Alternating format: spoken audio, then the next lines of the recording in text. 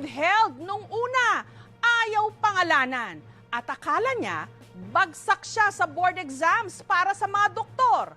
Yun pala, top 1!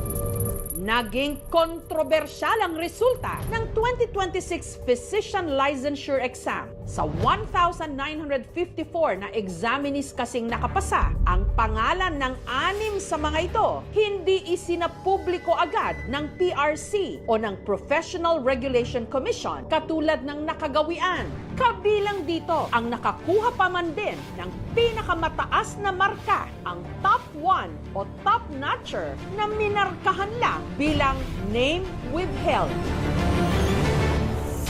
Ayon kasi sa PRC, kailangan pa raw munang i-verify ang resulta ng examinees. Ang publiko tuloy, kanya-kanya ng haka-haka. Posibleng nandaya, May issue or under investigation. Hanggang sa linggong ito, sa isang Facebook post, nakilala na kung sino ang kontrobersyal na isinulat lang nung una na name withheld. Walang iba kundi si Dr. Erwin Ken Parchaso ng Lyceum Northwestern University sa Dagupan City sa Pangasinan na nakakuha ng pinakamataas na marka na 95.17%. Nabahiran man ng kontrobersya ang kanyang pangunguna na 10 years in the making daw, handa na niya ngayong ibahagi, eksklusibo dito sa KMJS, ang kanyang pinagdaanan bago niya nakamit ang pambihirang tagumpay. Nito lang Marso, isa si Ken sa halos 3,000 examinees na kumuha ng PLE o ng Physician Licensure Exam, board exams para sa mga gustong maging doktor. The physician's licensure examination is relatively one of the toughest. 4 na araw yan. Medyo confident naman ako nung nag-exam ako, nakakasagot ako. But then when the results came out, doon na nag-pop yung mga messages. Yung mga kabatch ko na mga sa review center that time, nagko-congratulations na sila sa isa't isa. Pero hindi ko nakita doon sa mga messages na congrats Ken. Wala yung pangalan ko. Medyo natameme ako. Na-depress na naman ako. Umiyak ako. Yung gumuho talaga yung mundo ko na inisip ko, bagsak na naman. Uulitin ko pa ba to? Mag-aaral na naman ba ako? Pero sa isip-isipan ko, ayoko na. Pagod na ako. At sa gitna ng inakala niyang pagkabigo, nanumbalik kay Ken kung paano ba nagsimula ang pangarap niyang maging doktor. Tubong La Trinidad sa Benguet ang pamilya ni Ken. Pag-aamin niya, hindi raw siya tutok noon sa kanyang academics o pag-aaral. I was not the smartest person in the room. I'm just a regular student back then. Dahil pangarap niya raw na sundan ang yapak ng kanyang ate Karen na isang nurse, pagtuntong ng kolehiyo, kumuha rin si Ken ng nursing. Dami kong na-encounter na mga patients na parang nawawalan sila ng pag-asa, natatakot sila sa sakit nila, para bang gumuguho yung mundo nila. And then, doctors would arrive.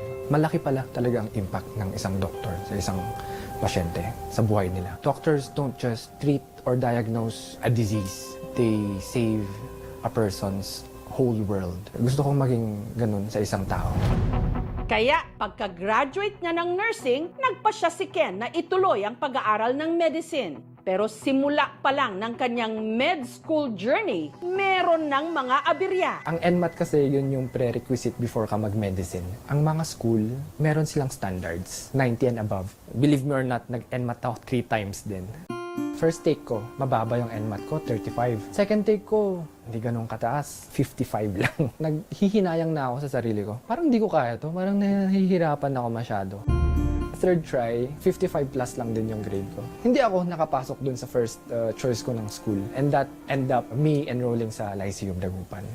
At first, napre-pressure ako kasi ibang level na to eh. Nahihirapan talaga ako. Nag-leave of absence ako for 2 years. Wala na din masyadong pera.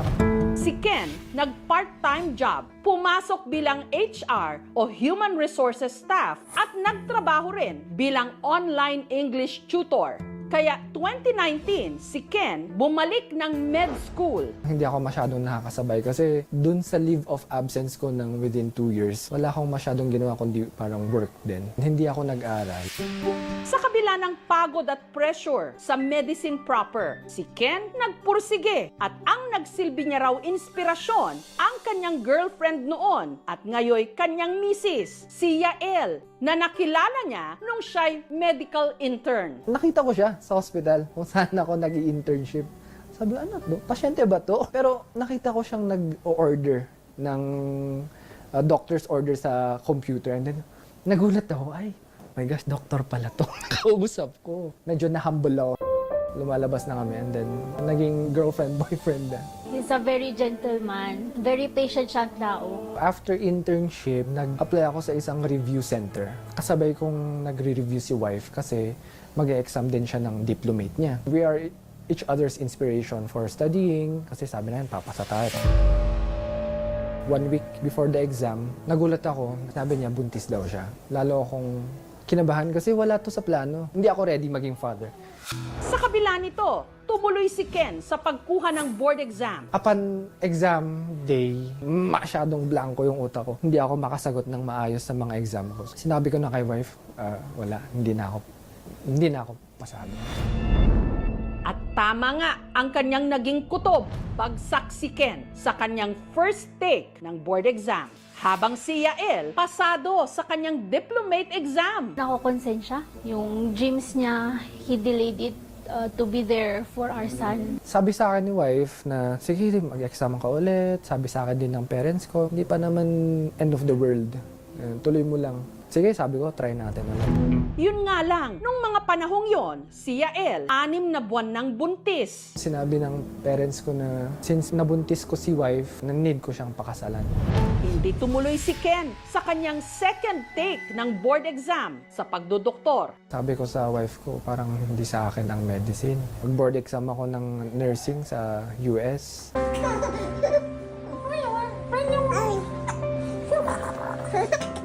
Hanggang nitong nakaraang taon, ipinanganak ni Yael ang kanilang panganay, si Zach. Nung lumabas si Zach, sobra yung saya siguro. Na-speechless ako na, tatay na talaga ako. He's a good father. Nung bumalik ako ng work, siya yung nagbabantay kay Zach. Being a father outweighs more than being a doctor para sa akin. Kasi I made that life eh. Although doctors save lives, for me, I made a life. Pinanghinaan man ng loob, ang kanya raw anak ang naging inspirasyon ni Ken para ipagpatuloy ang naunsyami niyang pangarap. Kaya, nag-board exam ulit si Ken. At nitong Marso, kumuha na nga uli siya ng exam para maging ganap na doktor. Yun nga lang, para raw gumuho ang kanyang mundo nang hindi niya nakita ang kanyang pangalan sa listahan ng mga pumasa. Pero sa isip-isipan ko, ayoko na. Pagod na ako. Hanggang nangyari na nga ang hindi niya lubos inakalang plot twist. April 18 ng hapon, hello, is this Erwin Ken Parchaso? I am Dr. Marco Duque from Lyceum, sabi niya. It's regarding about your board exam. Kinabahan ako kasi naalala ko, and then 5 na withheld. Naisip ko, isa ba ako dito sa 5 na to? Sabi niya sa akin, congratulations, sabi niya sa akin. Nagulat ako. Apparently, you are the number 1, sabi niya sa akin. So, na-speechless ako. Nananaginip ba ako? Please pinch me or something. Parang ganun na I don't know. Hindi nagsisink in, hindi pumasok sa isipan ko na ako yung name withheld na top 1 na yun. May nag-message sa akin na screenshot nung listahan, tas number 1, Erwin Ken Angkwal Parchaso. Si Yael at ang kapatid ni Ken na si Jaja napatakbo sa sala matapos makita ang resulta at si Ken ang top 1. Ibinalita nila ito kay Tatay Joselito at Nanay Esther na napalundag sa saya. Sabi namin, i-verify nyo maigi kasi baka prank lang yan. Pagka-uwi ni Ken, sinalubong siya ng mahigpit na yakap ng kanyang kapatid. At sa kanyang pagpasok sa bahay, bumuhos ng emosyon ni Ken sa kanyang ina. Sabi niya, Mama, pumasa ako. Sabi niya, Napaiyak pati ang kanyang ama at sa huli, niyakap niya ang kanyang mag-ina.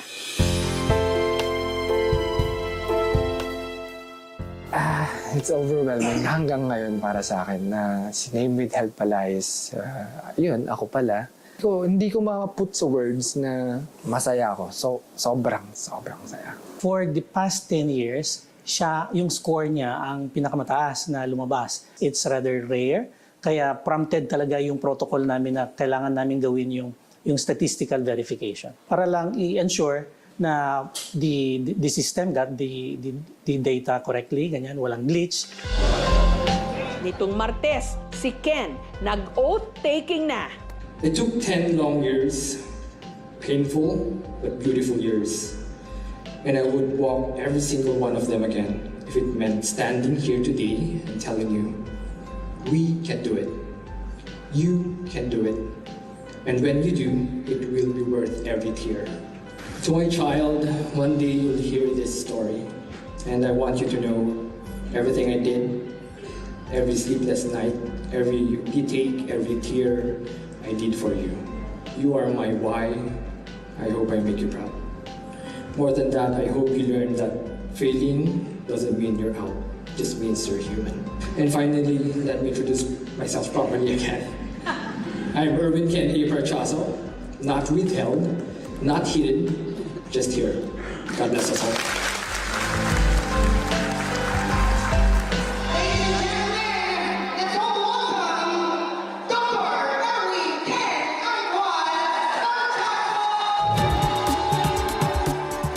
Ang kanya namang mga mahal sa buhay sa Baguio, naghanda ng Thanksgiving party. Hindi lang para sa akin ito ay tagumpay natin. Ano na kaya ang plano ngayon ni Doc Ken? So it's either nasa general surgery or ENT or Opta or why not OB-GYN, di ba?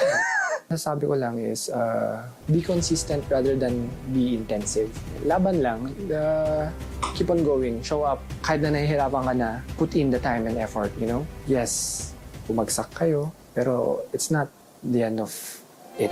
Tandaan ang pangalang minsang itinago na si Name with Help. Siya, si Dr. Erwin Ken Parchaso. I am a retaker. Well, supposedly a third taker. Patunay na kahit ilang beses kang madapa, pwede ka pa rin tumayo at manguna. You don't have to be unbreakable to be strong. You just have to keep showing up, even when it hurts.